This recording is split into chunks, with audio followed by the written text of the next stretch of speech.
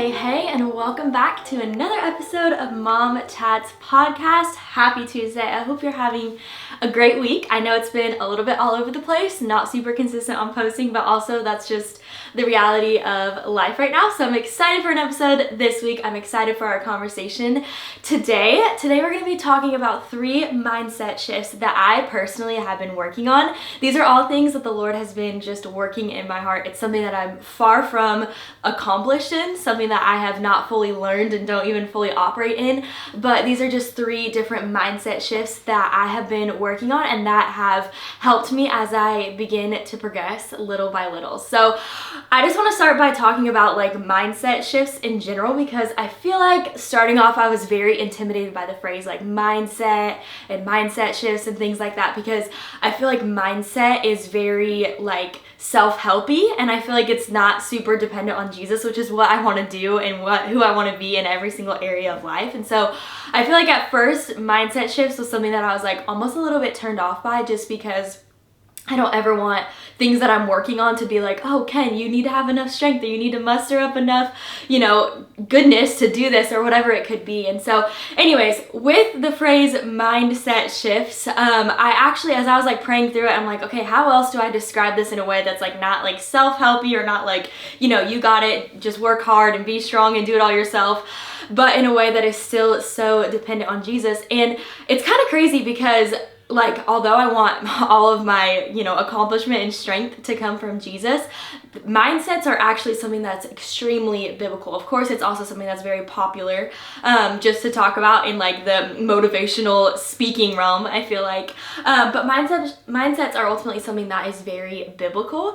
The Bible talks about the renewing of our mind, which happens through His Word and by focusing on His truth. Colossians 3:2 says to set our minds on things above, not on earthly things. So that's like a mindset that is set and focused and fixed from heaven's perspective versus the world's perspective. So anyways, all to say, I just want to start out with addressing the mindset phrase, because that was something that for me personally, I was like super turned off by. I'm like, I don't want to just fix my mindset. Like, I want it to be something that I'm so dependent on Jesus for. But He has showed me that it is literally a biblical concept to have mindsets that are fixed on heaven and mindsets that are fixed on Him. So like I said, this video is going to be 3 mindset shifts I have been working on personally, things that the Lord has been working in and through me. And the first one is shifting your perspective to not what you didn't get done in a day, but how you got to serve in a day. And so what I mean by that is I'm a very accomplishment person. Like, if I don't get to the end of my to-do list at the end of the day, I'm a little bit thrown off. I'm like, okay, I feel like I did nothing today. I feel like the house is still a mess. I feel like I didn't get to eat nutritious meals. Maybe I didn't get to work out. Maybe I wasn't that gentle and nice and kind as a wife, whatever it could be. And it's different every single day. But I have been working on shifting my mindset from not what I didn't get done today, but how did I get to serve today? And that maybe doesn't look like an accomplished to-do list, but there's little things that maybe are off of the to-do list that say how I got to serve today. And so looking through the lens of like not what I didn't get done or the things that I lacked, but how I got to serve and how I got to love and how I got to die to myself and be a present mom in a moment, or serve my husband or serve my home in a way, whatever it looks like, has been helping me so much, because it does feel to me like I accomplished something, even if it's not like checking off all the things on my list. So shifting my mindset to not what I didn't get done in a day, but how I got to serve in a day.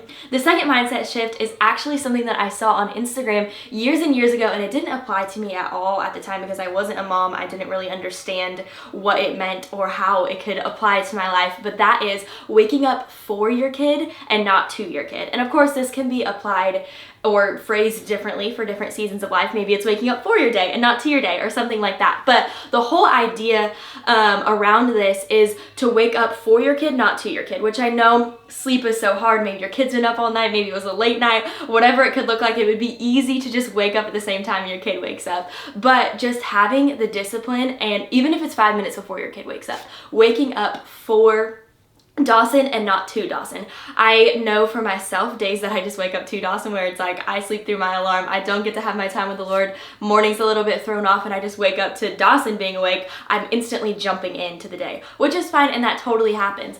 But something that I have been trying to be disciplined in and have just seen great fruit come from waking up for Dawson, not to Dawson. So waking up and getting to have time with the Lord and getting to have time picking up the house or getting started on work or whatever it could look like before he wakes up, so that as he wakes up, I'm like ready for him and I'm excited for the day and not already feeling one step behind. Of course, every single day looks different. It's never ideal, but if I got to have that like ideal morning routine, I would get to wake up like two hours before him, get to spend time with the Lord, get to pick up the house, maybe start prepping dinner, get it a little jump start on work, just to feel like I can be a present mom as I'm jumping into the day and not that I'm like behind on all those things. Again, it doesn't always happen, but been trying to wake up for Dawson and not to Dawson. And then the third mindset shift that I have been working on, and this has been something that has kind of come from a lot of different things, like from reading books, spending time in the Word, listening to podcasts, and things like that. But in one sentence, it is finding where you are replaceable. Finding where you are replaceable.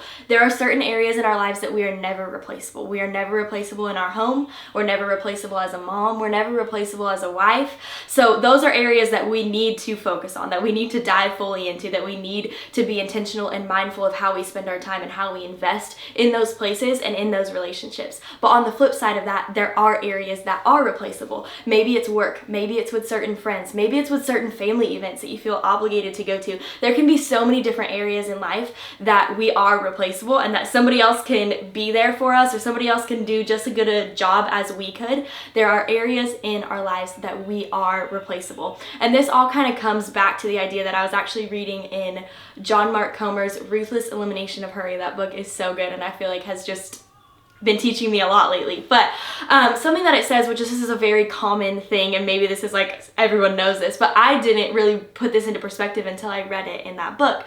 But it says that saying yes to something is saying no to a million other things, right? Like saying yes to spending time with the Lord is saying no to a million other things. Saying yes to doing the dishes is saying no to a million other things. Saying yes to scrolling on our phones is saying no to a million other things, which is very common sense, right? Like if I say yes to journaling and spending time with the Lord, I'm saying no to going on a walk, I'm saying no to picking up my house, I'm saying no to watching TV, I'm saying no to hanging out with friends, right? Because I'm doing that.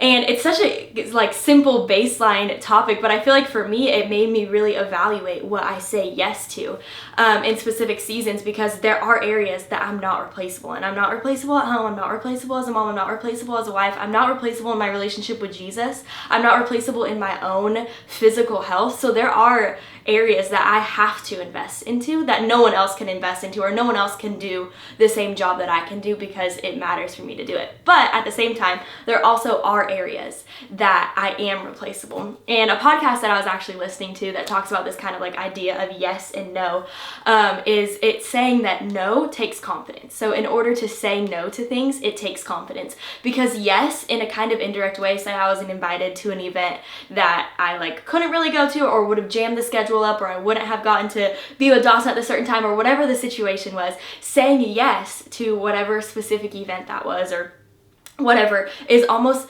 people pleasing in an indirect way, right? It's like, it doesn't really work with my schedule. I don't really want to go, but I feel like I have to say yes for this person. So saying yes sometimes is people pleasing in a very indirect way, and saying no takes confidence. So the third mindset shift that I've kind of been trying to like filter just what I say yes to, our schedules, our routine, our daily life through, is finding where I am replaceable.